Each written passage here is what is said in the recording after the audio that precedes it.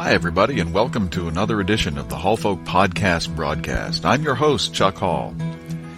This edition of the podcast is actually the second of a two-part interview with Bob Franke. The last edition of the podcast, you might remember, we discussed some biographical info with Bob.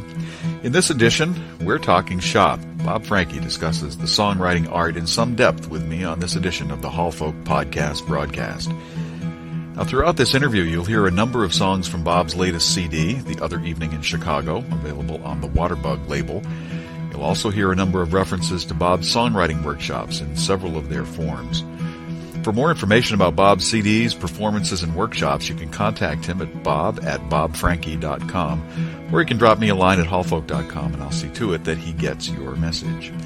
You're listening to a very special edition of the Hall Folk Podcast broadcast on hallfolk.com.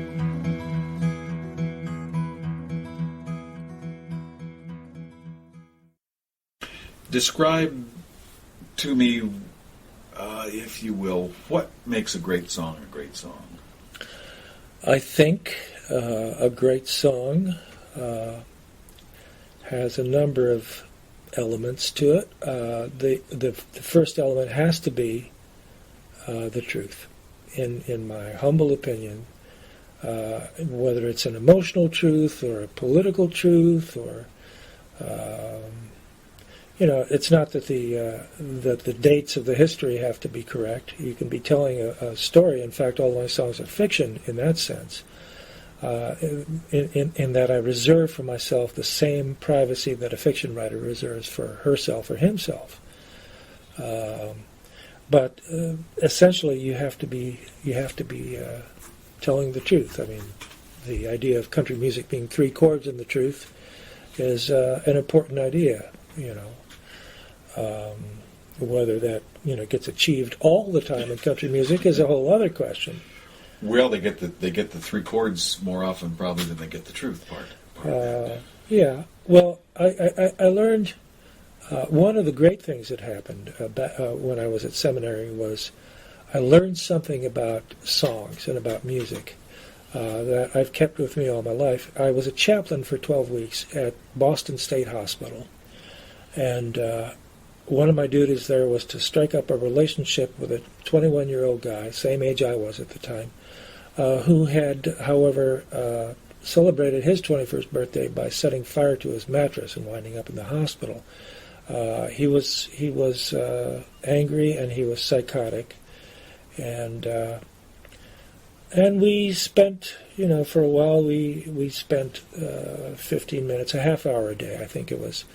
We spent a half an hour a few times a week together. And we would spend it sitting there. He would kind of drift in and out of his psychosis. And one thing that we had on usually was the radio. And sometimes we would talk about the songs, and sometimes the songs would bring him out of his psychosis. And some of the times he would sort of use the songs. I would say something particularly pointed in the stupid way that I have, that I might, and he would use the song to hide behind. He would sort of use the song as a means of going back into his psychosis. So I got from him the idea that people use songs for two purposes, really. They use songs as a painkiller, and sometimes, rarely as it turns out, but really importantly from my perspective, they use songs as a real medicine, if you will, a real cure, if you will, in some ways. They use songs as an emotional catalyst. At one point, my psychotic friend, we were listening to Ray Charles sing "Hit the Road, Jack," and he was really getting into it. And I understood that this was a safe way for him to express hostility to me at the time. But that was a really it was an important discovery for me. And I think most of pop music, country music, sure, any pop music, only goes so far as to as to do the anodyne thing, as to use it as a painkiller. Few songs go further than that and approach songs as real healing artifacts. And it has always been my goal, ever since I heard that first story about The Great Storm Is Over, that my songs, in one way or another, whether they're funny or sad, should go for the genuine healing rather than the pain killing. Mm-hmm. Hallelujah, the great storm is over. Lift up your wings and fly. The thunder and lightning gave voice to the night. The little lame child cried aloud in her fright. Hush, little baby, a story I'll tell of a love that has vanquished the powers of hell. Hallelujah, the great storm is over. Lift up your wings and fly. Hallelujah, the great storm is over. Lift up your wings and fly. Sweetness in the air and justice on the wind. Laughter in the house where the mourners had been. The deaf shall have music, the blind have new eyes. The standards of death taken down by surprise. Hallelujah, the great storm is over. Lift up your wings and fly. Hallelujah, the great storm is over. Lift up your wings and fly. Release for the captives and end to the wars.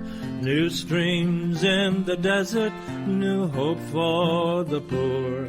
The little lame children will dance as they sing and play with the bears and the lions in spring.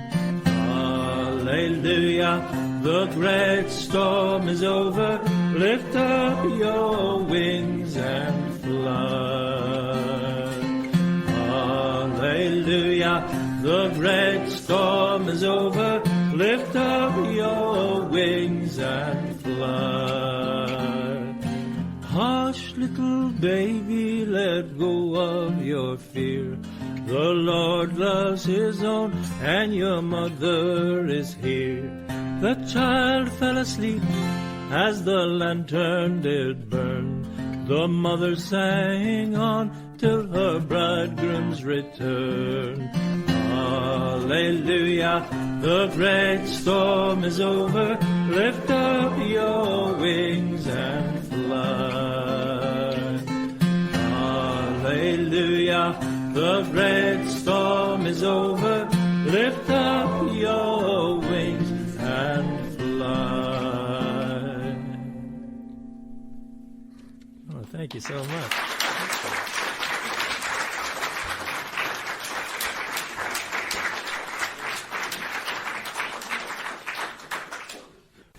So, well, I'm going to save that question. So, describe your well, you just given me a big chunk of your philosophy of songwriting. In a practical way, what are the principles that guide you when you sit down and put pencil or pen to paper, or sit down at your computer, or however you happen to do it, when you feel the urge coming on to write a song, what are the principles that guide you in the creation of a song? Most of them are mechanical, because the process still is mysterious to me. Most of them are mechanical, like go for the true rhyme. That's a principle. Go for, or it's not that you have to have a particular meter, but when you find a meter in what you are saying, that is the pattern, that is the template, and so you should attempt to follow that template, because the form of the song, the rhyme, the meter, the melody, those are the things that give the song power. Those are the things that enable it to enter your mind through a different half of the brain. So, I mean, those are the only principles. Other than that, and the idea that, yes, I want to tell the truth in some ways. You know, I've written very trivial songs, but my hope is that in going for the laugh, it's not a cheap laugh, per se, but it's a true laugh, right. You know. Do you have an idea of what it is that wants to be said when you start writing and then proceed to do it, or do you begin with an idea and say, let's follow this and see where it goes? Mostly, the great gifts, the songs that write themselves, of course, they know what they want to be. Yeah, but there aren't very many of those. Yeah. You know, you have to. I think you have to work really hard at the craft for the ones that want to write themselves to happen. Yeah. Well, the other ones, you know, I hate songwriting. It's a very painful process to me. So I actually lack the discipline at this point. I mean, at various times in my life, I've taken it up with a vengeance. I've got enough of it in me to wait for those songs at this point, for the ones that want to write themselves. And most of what comes out these days are in that category. Those that aren't, well, you know, those that start out not being that wind up in places that I might not have expected them. I started one and finished, actually. I finished one in South Dakota when I was working with the Black Hills Songwriters. Oddest thing, you know, I don't expect that to happen, but I sat down in front of the blank piece of paper, which you have to do. The hardest part, really. Right. You have to do that. And I steeled myself to do that. And I came out with this song. It's kind of a little lullaby that might have come out in the 1930s. Same sort of set of songwriting tools. Nowhere near as good as Noel Coward or Cole Porter, any of those people. Nowhere near as good as any of that, but sort of in the same, trying for the same economy and beauty of melody and stuff like that. A very simple little song. And when I started it out, I thought, well, this is fluff, this is nothing. I haven't memorized it. The fact I could sing it the whole song, but I think I've memorized the chorus. I'm in your corner, baby. I'm on your side. I'm your advantage, baby. You're my joy and pride. Well, at any rate, that's how the chorus starts off. And I thought, oh, well, here's a nice little bit of fluff. And then I realized, well, wait a second. On a deeper level, here I am. I'm starting a new week with these folks, and here I am in my in one of those places in my financial life that is spotty at best, let us say, and it's really I realized by the time I finished the song, but really this was sort of what was trying to express itself to me, if you will, speaking as a person of faith, was the voice of God, you know, was what the Jungians would call my higher self, in any case, for those of you who, you know, don't respond well to that language. And I'm thinking, oh, okay, well, yeah, this is a true song, you know, and it expresses a truth that that I lose track of, you know. So it took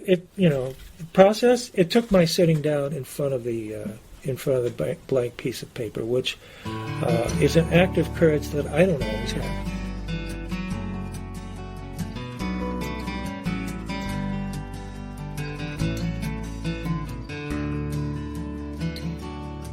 There are songs that never ask you anything. There are strings that beat against the wood. There are songs that ease the singer's heart to sing, and that's good.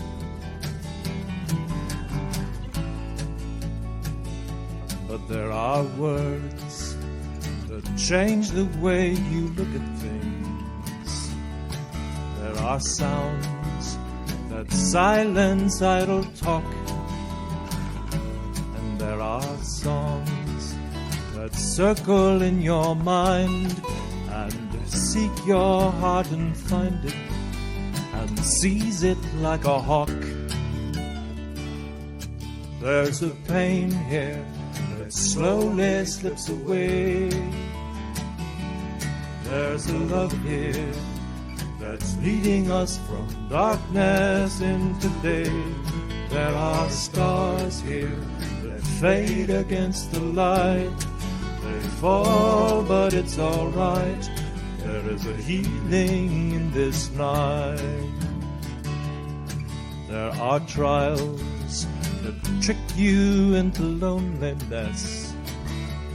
There are tears that burn until they fall. There are needs that tear you when you turn away, when they call.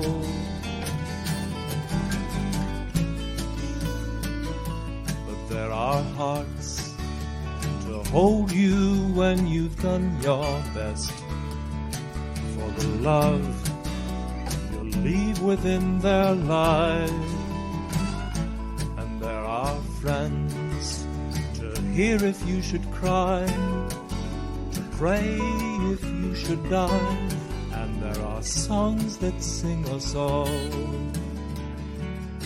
There's a pain here that slowly slips away. There's a love here that's leading us from darkness into day. There are stars here that fade against the light. They fall, but it's alright. There is a healing in this night.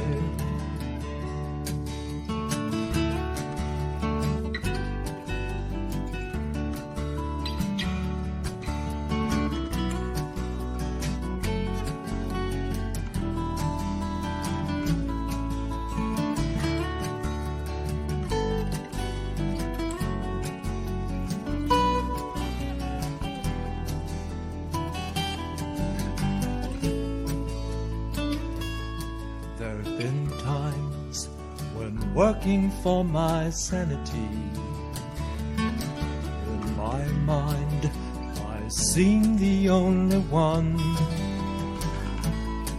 There have been days when no one seemed to understand what I'd done.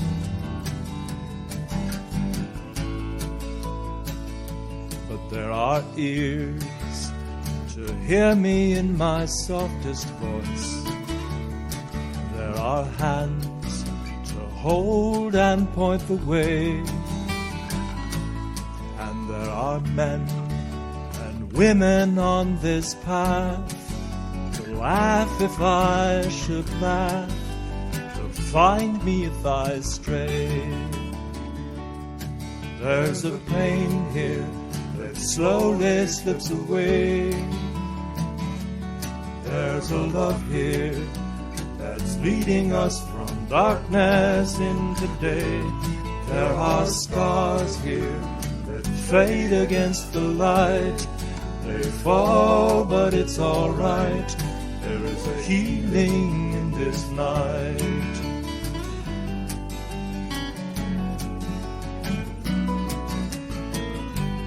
There is a healing in this night. Hi, this is Buffy Groves of Fishkin and Groves, and you're listening to the Hall Folk Podcast broadcast on hallfolk.com.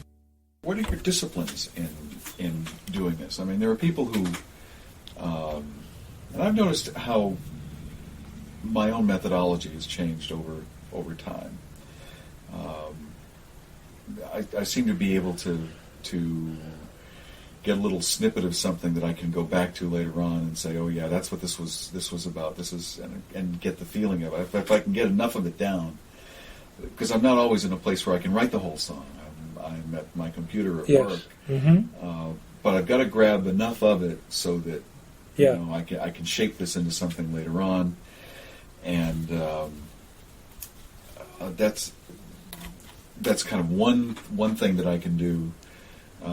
Another approach I might take is to say if there's a historical event that I want to talk about, I want to express something that I'm learning or something I have learned, like I did on the last CD I did, had a bunch of stuff from little snippets of history from Atlantic Canada that I had learned and was very excited about learning, and I wanted to capture that. Yes.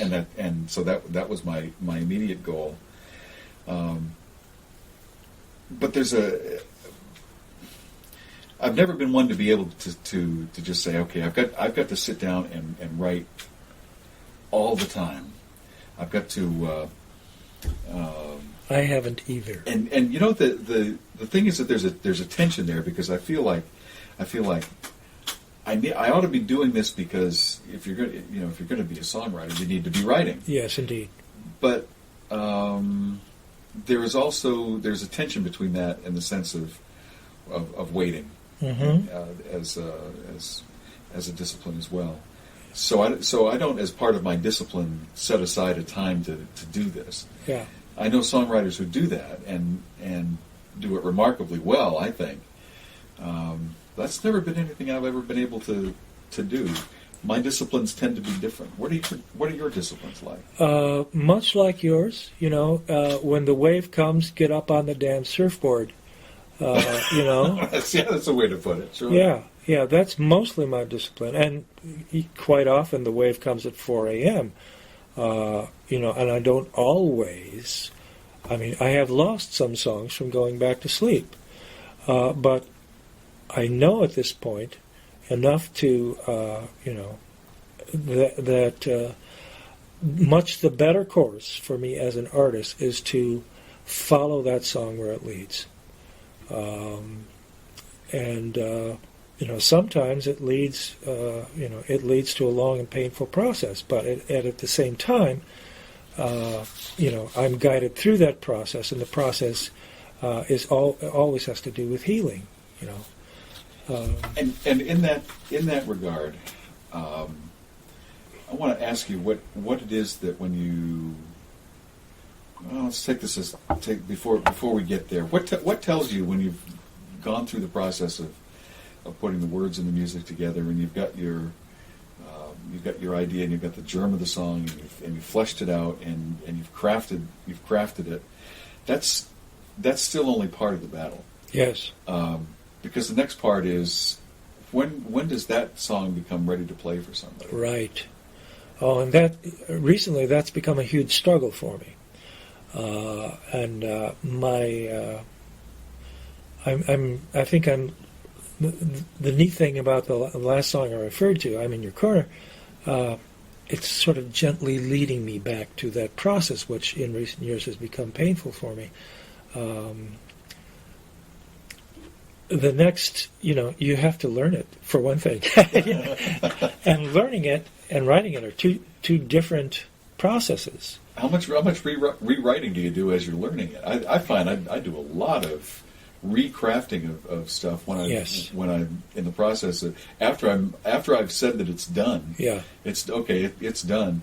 The traps that the thing that I fall into typically is, once it's done, I go on to the next one. Yeah, I want to go on to the next one. Yeah, but that really begs the question about actually learning it. Right. That's another part of the discipline. Yeah, it really is. And indeed, I'm in Your Corner changed when I started to learn it. There was one line that didn't quite fit the form, that, I didn't realize it was a placeholder line, but it was. And when the real line didn't come in until I started singing it and started listening to it, at which point the real line came in, which more clearly mirrored the form of its predecessor. So, which brings us to the question, and this is one I really did want to, actually wrote down and wanted to ask. How do you go about auditioning your songs? How do you, there's a place where you need to play it for the first time for somebody. Yes. Before you take it out in front of the public. Yeah. How do you go about doing that? Luckily for me, Joan is there, Joan Sherman, my wife, and often I will do, not always, but often I will bounce it off her and get some kind of reaction from her. This is a crucial question, really, because the problem song, if you will, is the one before I'm in Your Corner, which is a song that reveals anger and vulnerability on my part that I haven't really exposed myself with since my 20s. And it's different doing it at this point in my life. It really is different. I wrote it, and I pretty much learned it, although I'll have to relearn it. And singing it still scares me to death. I tried it out at Julie Doherty's night at the In a Pig's Eye in Salem, and it thudded like a lead balloon because, in fact, it's not a bar song. It's really not a bar song. But I wanted to try it out. Well, it wasn't a real popular song, partly because I couldn't get through it. But I think it's a song that needs to be sung. It is a truth that needs to be expressed. I also have the advantage of some really wonderful friends in the musical community. I sang it to my friend Linda Waterfall on the West Coast, and she was stunned and she loved it. She was stunned and she loved it. So, I have Linda's reaction on the one hand, and I have the bar reaction on the other hand, and I'm thinking, darn, I probably can't bring it out in time for this weekend, but I'm going to have to bring it out and find a place for it in the show at some point. Mm-hmm. And that's that's always a concern. Where can it fit into my show? Well, is that what part does where do I fit this in my show play in the writing of the song? When does that begin to impinge itself on the craft of writing a song? Because we've sort of talked around the idea that there are people out there who are really skilled entertainers, mm-hmm. as well as skilled songwriters and such. But your songs do not admit easily into that framework of pure entertainment. Yeah. Because you do something that I think all great songwriters do. It is something that I aspire to on a good day, and that I know others do as well. You require something from the listener. Yes. You absolutely require something from the listener, which is why it is that when you take something out like you're describing in a bar setting, mm-hmm. It's going to go over like a thud because you've got a whole group of people there who you can demand things from them all night and they're not going to give it to you. Right. And in fact, in that situation, perhaps demanding from them is not a great strategy, and is not a fair strategy. Right, and it's not even something that you would necessarily do consciously. But yes. But you have a methodology. You've got a philosophy of this, where in order for that song to plug in order for you even to feel the power that's in a song, it's got to be plugged in. There has to be some that other part of communication where someone is hearing it. Yes, yes. Well, luckily, what my songs do lend themselves toward is theater. That's what I do when I go out on stage in a coffee house or a concert situation. I am putting together musical theater. And in that context, my plays, if you will, are not 3-act plays, they're 2-act plays, first set and second set. And I get guidance from my audience in between the 2 sets as to what they need from the second set. So the challenge for me is to find where probably in the second set, because I have to have earned the audience's trust in the first set before I do really demanding things. Where in the second set can I put that song that is still raw for me, for instance, raw in an emotional sense. Mm-hmm. Hopefully I've done enough craft work on it so that it's not raw in that sense. There are songs that in their writing and in the process of creation are too either too revealing or too something to actually take out. Mm-hmm. And they're not always great songs, but often they are. I'm not speaking specifically about yourself, but I know that there are songs that I've written that I just have decided are too personal, mm-hmm. not too personal in that I don't necessarily feel like the people who are there to hear me sing are there to be exposed to mm-hmm. to my working out my stuff. Right. The other side of that coin is that, as you talk about in your songwriting, in your workshop, is that the more personal something becomes like that, you discover that it's the more universal it is. Indeed, yes. That's another principle, if you will, that guides me when I'm writing songs. And that's something that, I didn't invent by a long shot. I mean, basically, a man named Henry Nouwen was a Jesuit and wrote a number of wonderful books. And he wrote a book called The Wounded Healer, and the thesis of that book is essentially the same thesis. The more personal a work of art is, the more universal it is. Mm-hmm. And again, I reserve my privacy by putting the songs forth as fiction and putting the evening forth as an evening of theater. Here's an older love song of mine. I made this song up just around when I was turning 30 years old. And depending on how you look at it, I either wrote it in 3 days or in 5 years. It's got my dad in it. My dad passed away a few years ago. The line in the song about my dad is, "My father never put his parachute on in the Pacific back in World War II." And that was true. I found out about that. He was a gunner on a B-29, and he talked a little bit about that at my grandmother's funeral. And no, he never put his parachute on. They had the life rafts on the plane, and they had the signaling mirror and all that stuff, And the manual told you how to use all that stuff, but what the manual didn't quite mention was that the Pacific is a really big ocean.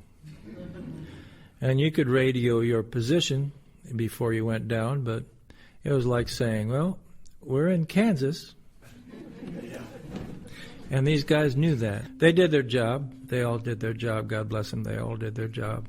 And each veteran, I'm sure, deals with it differently. I read a column by a wonderful writer by the name of Donald M. Murray in the Boston Globe, and he was a veteran of the Second World War, and he reminded us all to allow that each veteran is going to deal differently with his experience, or these days her experience.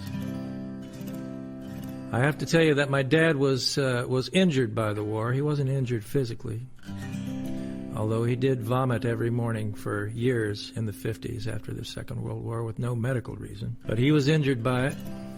his way of coping with that, which was like many, many men of his generation, was to use the wrong drug to treat post-traumatic stress disorder, for which there was no word back then, and that drug was alcohol. To his credit, he was appalled. He was appalled by the Second World War, partly by the fact that after the Battle of Okinawa, he and his crew were sent back and retrained. And if Japan had not surrendered, they would have been asked to drop another atomic bomb. So I guess it was from my dad that I got my attitude that there are no winners in a war.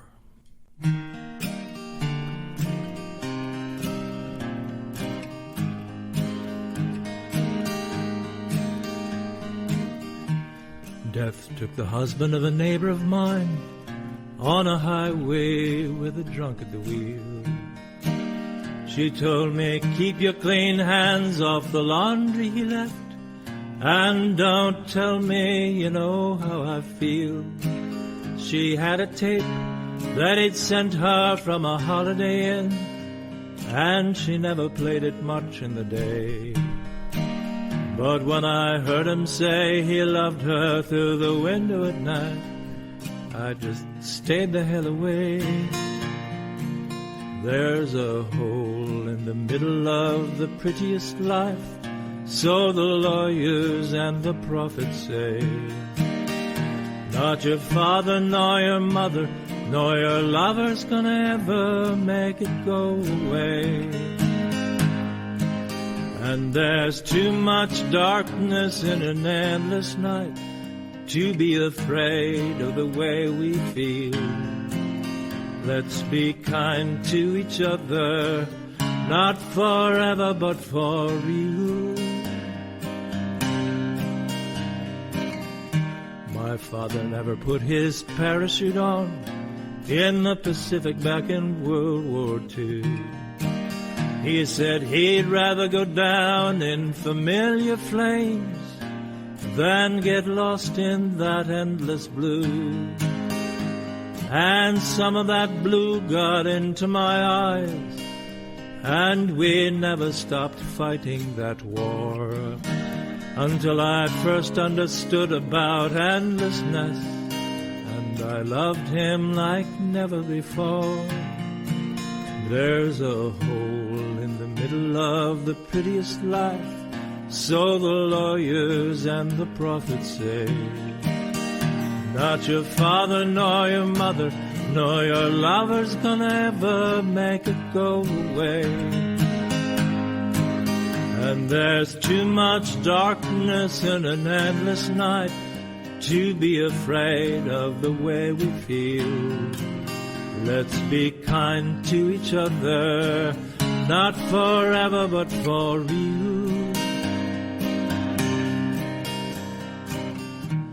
Lucky that my daughter got her mother's nose and just a little of her father's eyes. And we've got just enough love that when the longing takes me, well, it takes me by surprise. And I remember that longing from my highway days, though I never could give it a name. It's lucky I discovered in the nick of time that the woman and the child are to blame for the hole in the middle of a pretty good life. I only face it 'cause it's here to stay.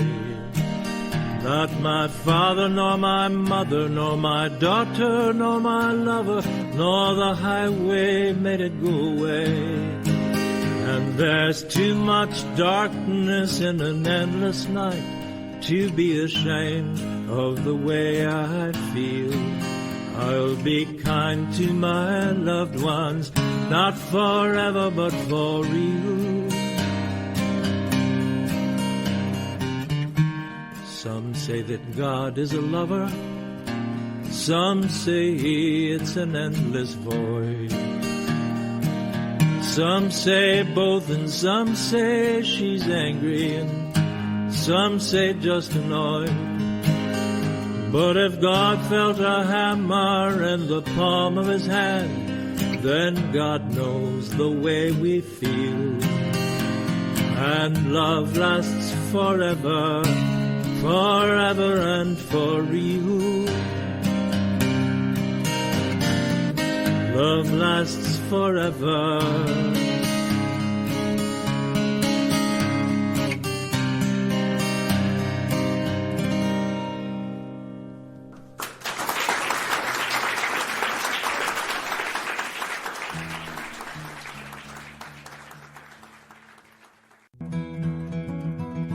Oh, hi there. If I may be allowed to interrupt for just a moment.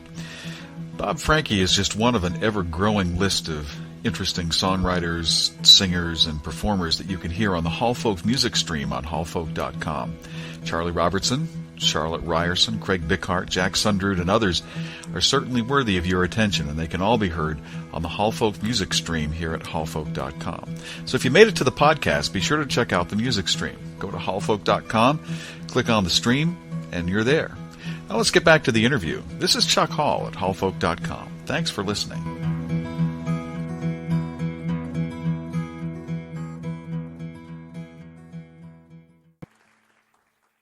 You can know some things about me from listening to my songs, but it's really not about me. It's about what you and I have in common. Mm-hmm.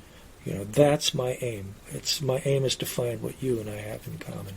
So what's the aim of your workshop? You have a workshop that you do on, I guess, on occasion from home when you're going to be here for extended times. It takes one night a week for several weeks. For 5 weeks usually, yeah.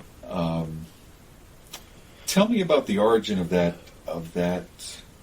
workshop, how it got started, and how it goes now, and where you think it might go.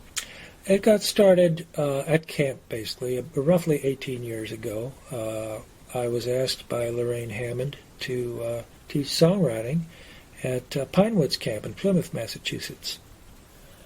And they hadn't had a songwriting teacher before, and it was my first attempt at it.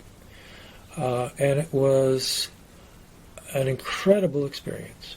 It was a truly incredible experience for me and for many of the participants as well.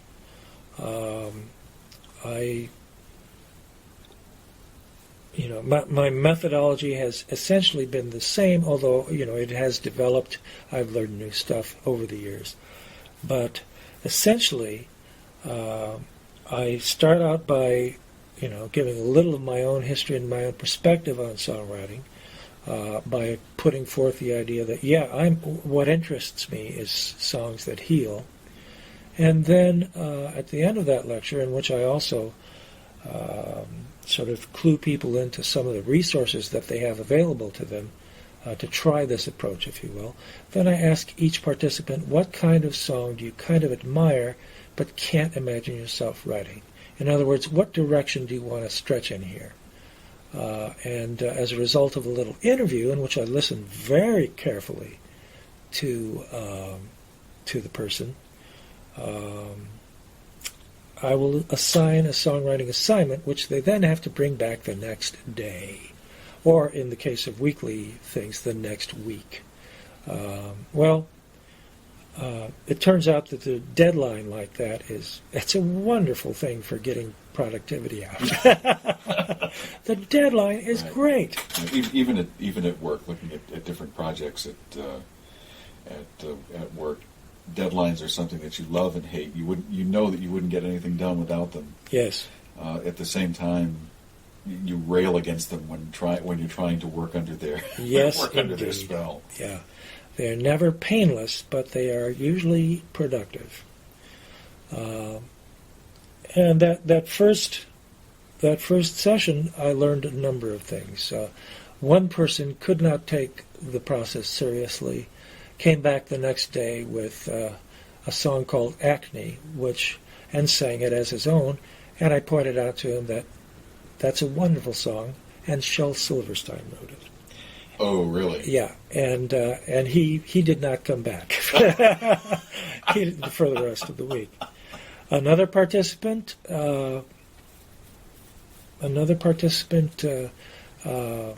said, "Well, I want to. I usually write songs that are political, that are clever, have a lot of cleverness to them, but it's really hard for me to write a song that has genuine emotion in it.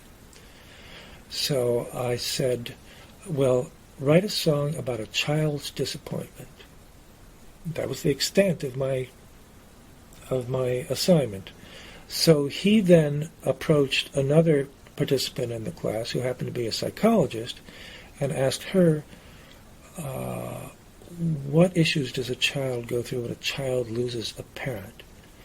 She outlined them, a number of issues, like 4 or 5 issues.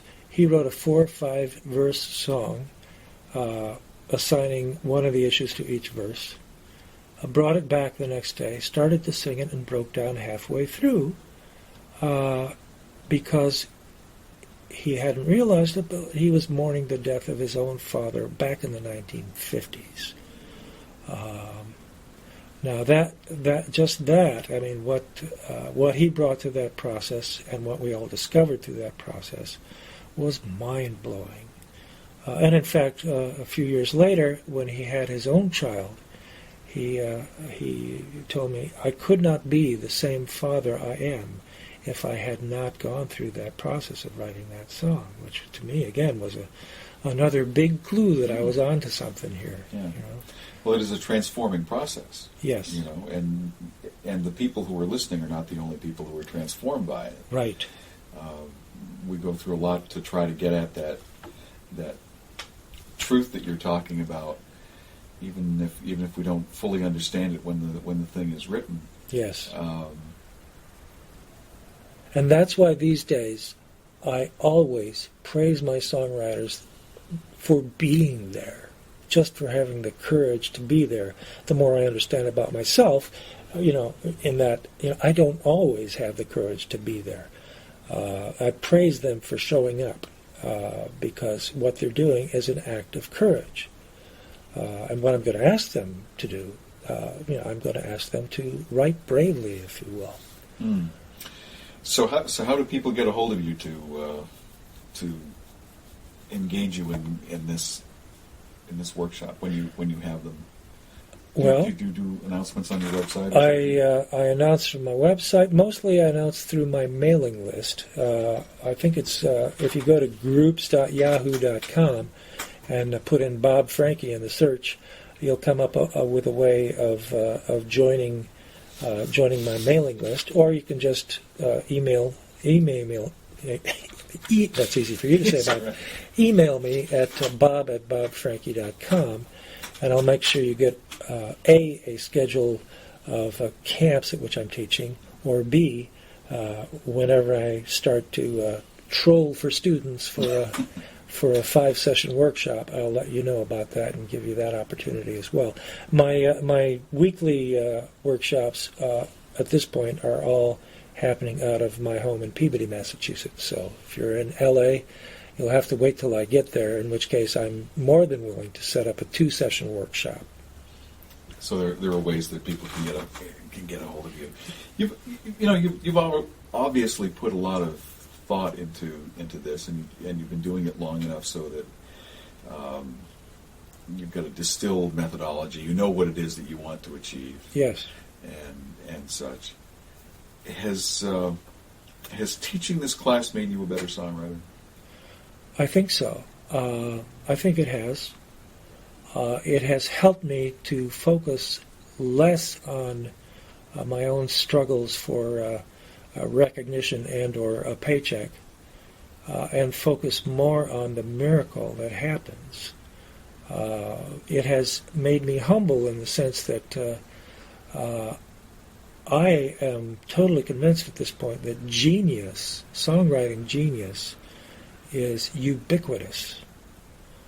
So I can't think of myself as really somebody really very special. I mean, owing to a combination of factors, I am certainly blessed, and I've certainly experienced grace through this process. But, so can any of hundreds of my students at this point. So can any of hundreds of my students, and they're all over the country. And in any workshop I put together, I will tell you that the odds of somebody and of more than one person in that workshop being world class from the get-go are very high. Those are very high odds. A sort of side effect of that is that I can't take the industry too seriously. Well, that leads to another thing when we talk about songwriting, because there really are different kinds of songwriting. Yes. That are out there, and different approaches that people take. I have to admire, albeit grudgingly, over the years, that the much adored and yet much maligned Nashville music scene is full of absolutely stupendous songwriters. That's right. And That's right. The few that I have actually known personally are people whose art I have come to admire. The more songs I write, the more I do it, the more I take part in that process, the more I admire the people who have been doing that. I'm going to say commercially, because I don't know a better word for it, for a long time. That is a real skill, and in the best songs that you hear from that community, from that group, as though it were one group. I mean, there's a certain sense in which they really are, as the rumors say, churning out lots of product for lots of different artists and become part of the music machine and all of this. Yeah. But every now and again, the genius will sneak through. Something wonderful makes it into the culture. It does, and it doesn't go away. Yes. Think of the, and I'm just going to use this as an example. I've never met the man, although I've known people who have known Don Schlitz, who wrote The Gambler. Mm-hmm. As much as you might want to, from a folky standpoint, we tend to be very fashionably. We tend to be very, very want to keep a fashionable distance between admiring something that was as commercially successful as that is, as that song has been. But as a piece of songcraft, that's a remarkable piece of songcraft. Absolutely. And think of the hook. Think of the chorus of that. Yes. And look at that song and take it from top to bottom and show me where the dross is. There isn't any. There isn't none, right. Every word means something in that song. There isn't anything that's misplaced. It's just crafted extraordinarily well. Yeah. And I mean, Nashville is not the only place where you find songwriting like that. You find great songwriting in all fields. Yeah. They now have, at this point, country music is so big. Yes. That and the distribution of it is so wide. That hasn't always been the case. But the distribution of it is so wide, it's more easily accessible than it has been in a long time. Yes. I'm of the opinion, this is just my thought.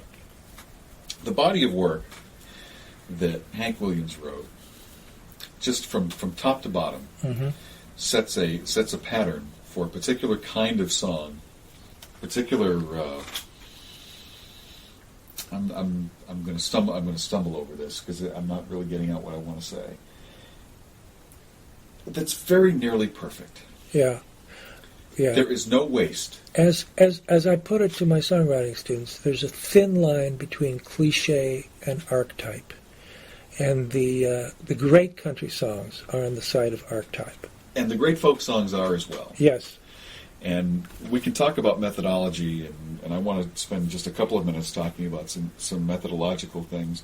But I needed to say that about the in my contacts in the songwriting world, we tend to get, for lack of a better word, we tend to get arrogant. We tend to get snotty, or at least look down on something that becomes commercially successful. I do not. Well, let me put it this way. I think of Nashville as hell, and truly at the same time, some of my greatest heroes live and work in hell and are productive in hell. And when they And when they bring something through, when something of theirs breaks through, it heals the culture in ways that nothing I have done with my limited access to the culture, has been able to do so far. Steve Seskin is my example of that. He wrote the song "I Think About You," marvelous song, just a gorgeous, wonderful song, telling the truth in ways that it had never been accessible to the media culture before. Steve's one of my heroes, for instance. My friend John Knowles has lived and worked in Nashville for a number of years. He's a wonderful finger picker. And he took me aside one day, God bless him, and he said, in Nashville we make hamburgers, and we take pride in making a good hamburger. And he said, but I think, these days I think that you guys who want to set up a little gourmet restaurant on the corner, there's room for you guys too. And that's pretty much how I think of it these days. What a great little word picture. And the fact is, whatever you think of Nashville, when you start talking about songwriting, you don't talk very long before you start talking about Nashville. Absolutely. And I tip my cap there. Some of the greatest songwriters in the world live in Nashville, Tennessee. That's right. I'll sing you a song now about the death of a friend of mine and a friend of many in the music world. This is another song that took me a long time to write. I wasn't able to write it, go to that place of my friend's death until I'd heard two songs by two very excellent songwriters, Ed Johnson on the West Coast and Mark Simos on the East Coast, about her life, which was a glorious life. She was a fiddler, a wonderful fiddler, superb vocalist with a glorious voice. She was so good at those things that it took a very secure guitarist to talk about what an innovative and wonderful guitar player she was. She was a wonderful teacher. She was an Alexander instructor. She was a choral director. And above all, she had the gift of holy mischief. And when I say holy mischief, I'm talking about the kind of mischief that brings people together instead of drives them apart. This is a song about the death of my friend Freda Epstein.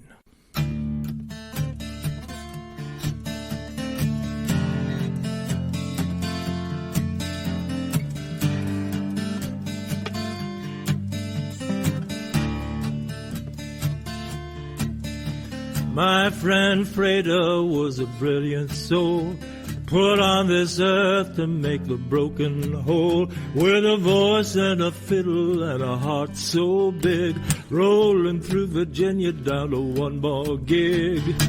Richard Brock, he was a twisted man. He beat Penelope Pelkey till she could not stand. Left the 7-Eleven like a devil sent to take one more woman with him when he went. And when I hear the words collateral damage, her sweet face fills my mind.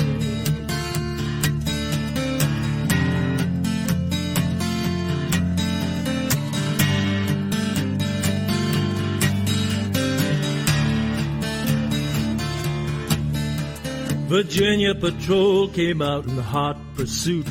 Pedal to the metal, they were trained to shoot. Richard heard the sirens and he made his choice to kill the next human being with a woman's voice. Freda knew that there was something wrong, caught in the middle of a favorite song. Some sick bastard in a pickup truck came on a little too fast and she was out of luck. And when I hear the words collateral damage, her sweet face fills my mind.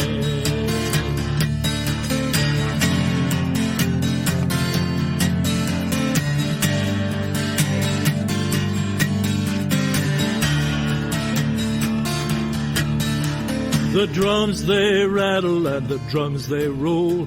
God help the righteous or the trusting soul. Just a little too early or a little too late. On the road to Richmond, on the road to fate. There's bombers taking off from Virginia today. They never heard a freighter, never heard her play. Careless apocalypse is on the wing. They never hear the women or the children sing. And when I hear the words collateral damage, her sweet face fills my mind. And when I hear the words collateral damage, her sweet face fills my mind.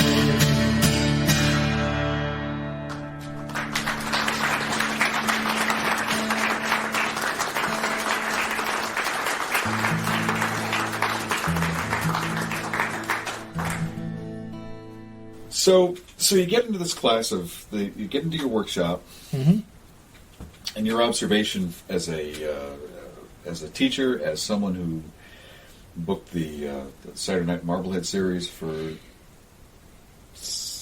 roughly 10 years. 10 years, Yeah. more or less. Yeah. You listen to a lot of music. You go to the festivals and that kind of thing. What are some of the mistakes that young songwriters make in terms of constructing songs? What are there typical? Sure. Are there things that stand out in terms of maturity that Yes. show themselves in certain ways?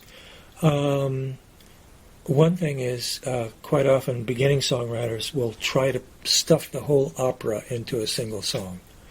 And no, I'm sorry, it's supposed to be an opera. Songs are too tiny to have the opera in them. You have to have a bunch of songs because songs are really ways of getting it onto the microscopic level in terms of human experience. So yeah, you can't stuff the whole opera into a single song. Another thing I notice these days, there's a lot of vagueness in current young singer-songwriters, as there have been in various periods of time. And there's a great deal of difference between vagueness and mystery. Mystery is to be sought after in songwriting, but vagueness is not. You got to be really kind of pretty precise. I mean, one of the few things I learned in college is that poetry is a language that is it's a way of speaking that is supposed to be exact, not that it's supposed to be vague. It's supposed to be exact. It's supposed to find that point between the piano keys, if you will, where human experience is. And so it has to be exact. In the world of technical writing, that what you're describing is called fog. Yeah. And the task is ever, in the case of trying to write something clearly, is to get the fog, is dealing with the fog in your own writing, and you discover that there are certain words, certain phrases, certain concepts that produce fog, and that to remove them from your vocabulary instantly makes things less vague, less foggy. Yes. And in fact leaves you with it. You're just talking about the mystery. There's a proper place for that, but you don't hide the mystery behind the fog. The mystery is something that is not revealed all at once, but it needs to be revealed. Yes. And it can't be hidden, and the fog often gets in the way. Mm-hmm. Do you think that has to do with? Do you think that has to do with general? I want to put this delicately. People don't read like they used to. People don't read like they used to. That's one thing. Young people, unfortunately, and this will swing in the other. Already is swinging in the other direction, but for a while, young people thought that traditional music and folk music was old folks' music, as it is, but that it had nothing to offer them. And in fact, it has nothing to offer the industry because the industry is excited by royalties, and you can't make royalties off of traditional music. But on the other hand, as I've said many times, and do not shun saying now, folk music, songwriting is about editing. It's about rewriting. It's about editing. And folk songs get edited for generations Right. by people who couldn't care less about the sensibilities of the artiste that wrote them. Right. As Chesterton said, tradition is the democracy of the dead. Yes. It's the thing that it is that body of work that our ancestors have chosen to keep. Yes, indeed. I'm thinking, I think perhaps it was at an open mic as part of my week in South Dakota, which, by the way, was wonderful. Hello to the South Dakota, to the Black Hills songwriters. God bless you all. It was a great week. But in the middle of the week, we went to the Songbird Cafe in Custer, South Dakota, and we went to an open mic there. And one of my songs at the open mic was a song called The Buffalo Skinners that I first encountered in Carl Sandburg's American Song Bag as a traditional song. And I sang that at the open mic, and I came close to tears after all these years. After all these years, knowing that song, singing it again took me to the same place.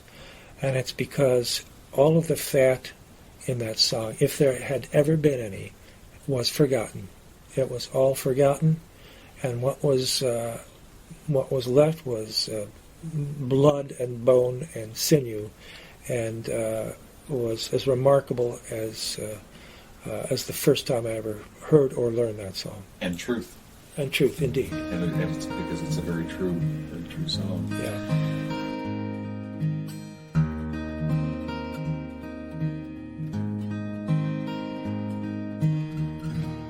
In a still small voice in the middle of the night, Brother Martin heard the simple truth, and he followed its pleading, though it led to a crossroads party in the days of my youth. From the heart of my city came a single scream, and I heard it through all the white noise. And the papers told me that they'd killed the dream, but they never killed the still small voice.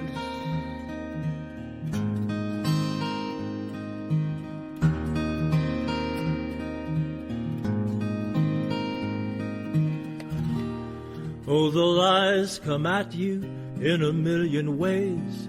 Some you hear and some you tell yourself. And they say that virtue is a pile of gold, and that weapons are a nation's wealth.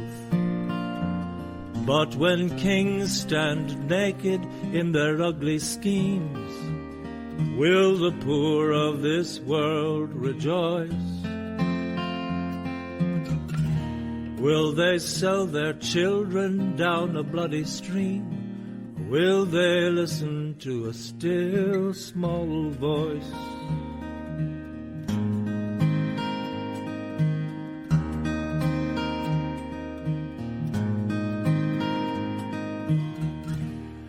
Oh, the one-eyed bandit in your living room will convince you that you have no time. It will swear to take you on your one free ride while it's looking for your last dime. But the light of heaven is a simple gift, and you can see it when you make that choice. It will shine like riches in your inmost heart, and it will speak in a still small voice.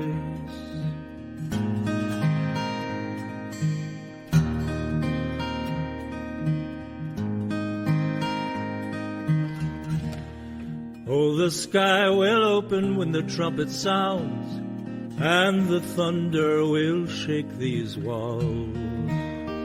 And these stones so silent as they ring us round, they will shatter when they hear that call.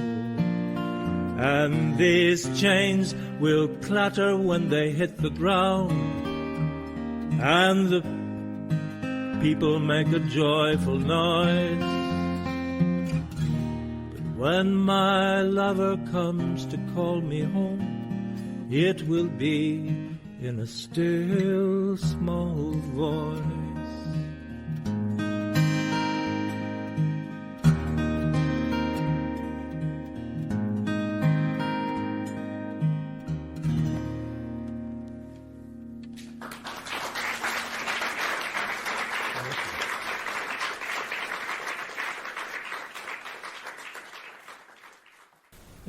Well, I'm going to wrap. We're going to wrap up here for the time being.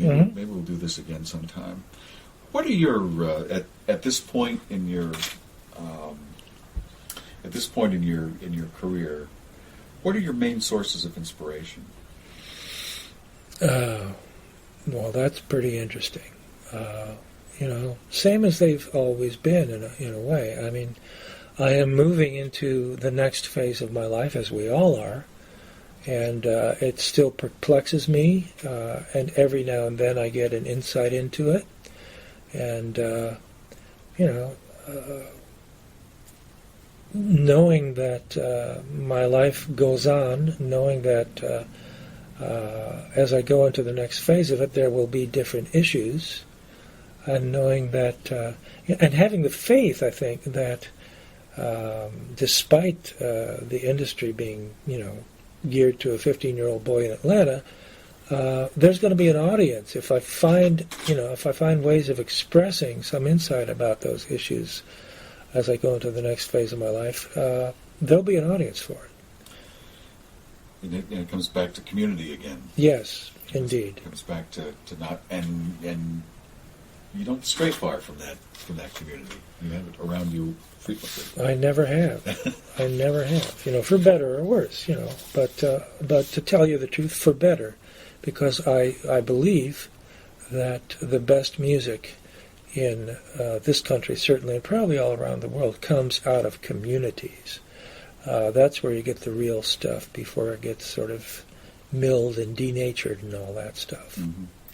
Before they take the good stuff out. Mm-hmm. So, what's ahead? Do you have any particular artistic goals at this point?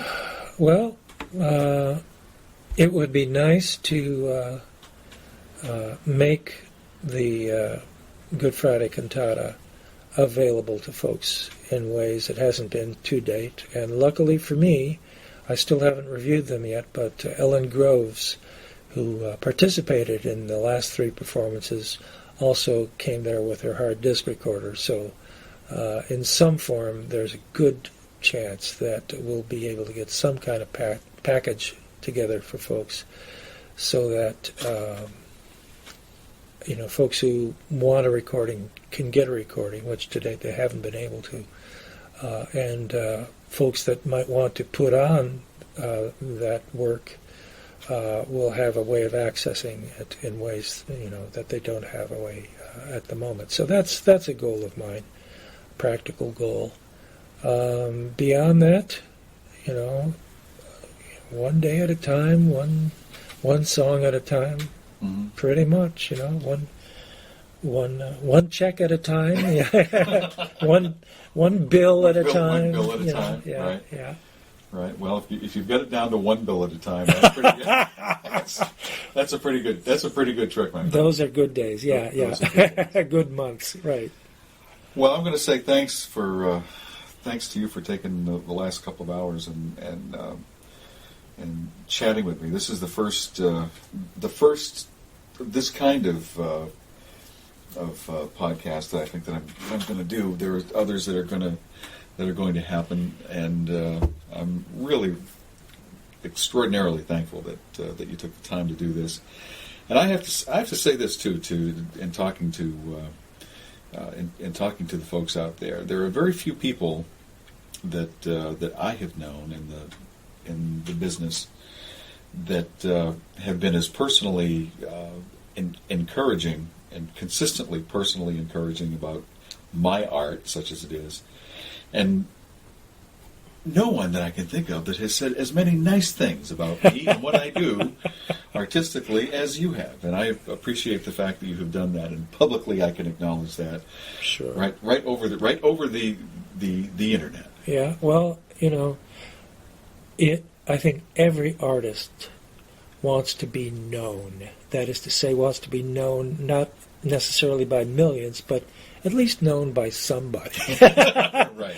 And I know and love your work, and I am totally gratified that you know and appreciate mine as well. And on that note, Bob Franke, thank you very much. My pleasure, Chuck.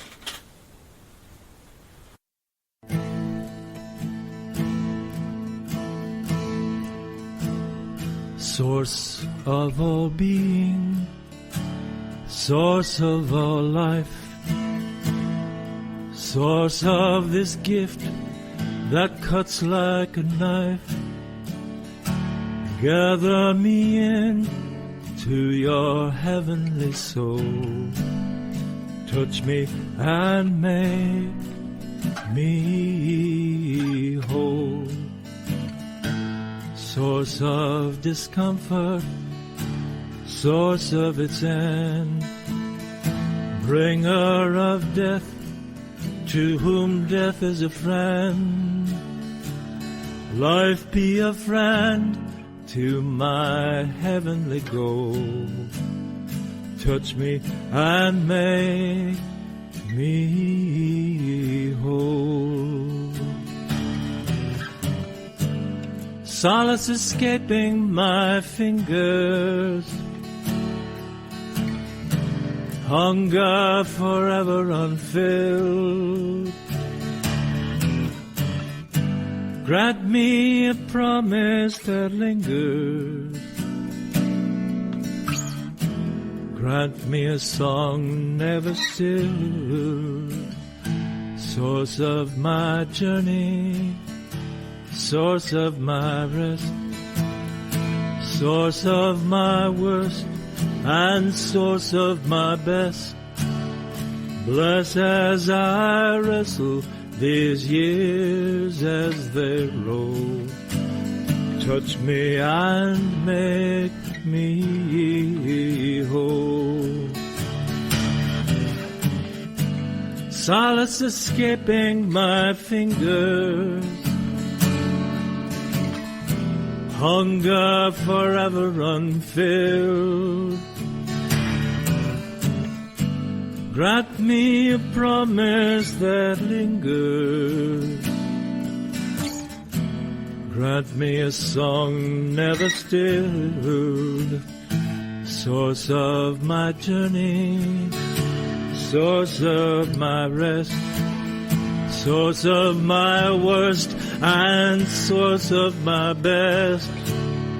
Bless as I wrestle these years as they roll. Touch me and make me whole. Touch me and make me whole.